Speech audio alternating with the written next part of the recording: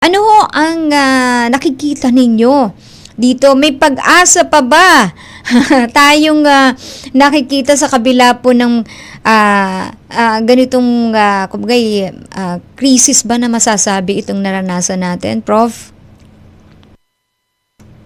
Ano po yung nakikita po natin, we'll have to go by pronouncements from our economic planners, no? Yung risk talaga dito kung tumagal, may posibilidad talaga na tumaas ang mga presyo ng mga bilihin, no? Gawa nito, no? Yung punot dulo nito really is our dependence on oil. So 90% ng ating 90% ng ating oil inaangkat po natin yan eh. So yung oil, yung sa gasolina, maraming iba't ibang bahagi ng ekonomiya ang gumagamit nito, kaya meron malaking epekto yan pagdating sa prices.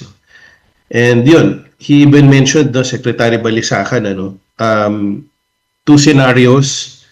Okay, yung unang scenario nga daw, if $100 per barrel ngayong buwan at above $80 per barrel yung presyo until May. Okay, so for 2026 merong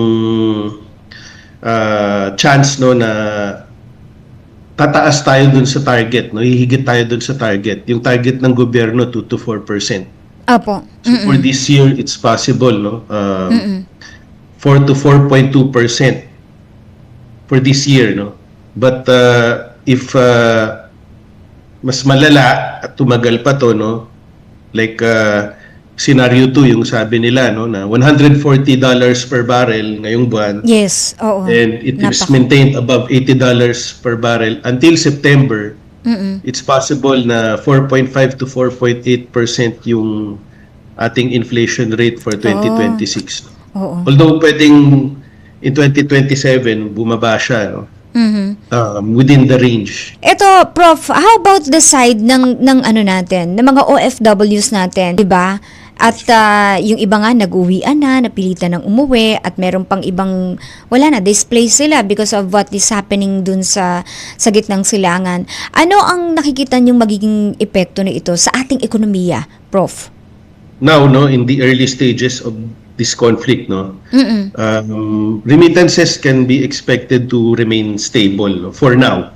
Oo. Okay, yung direct conflict countries kasi, and I'm talking about Iran and Israel, they make up only about 0.03% of total Philippine remittances. So yung agarang epekto niyan sa atin, quite minimal. Apo.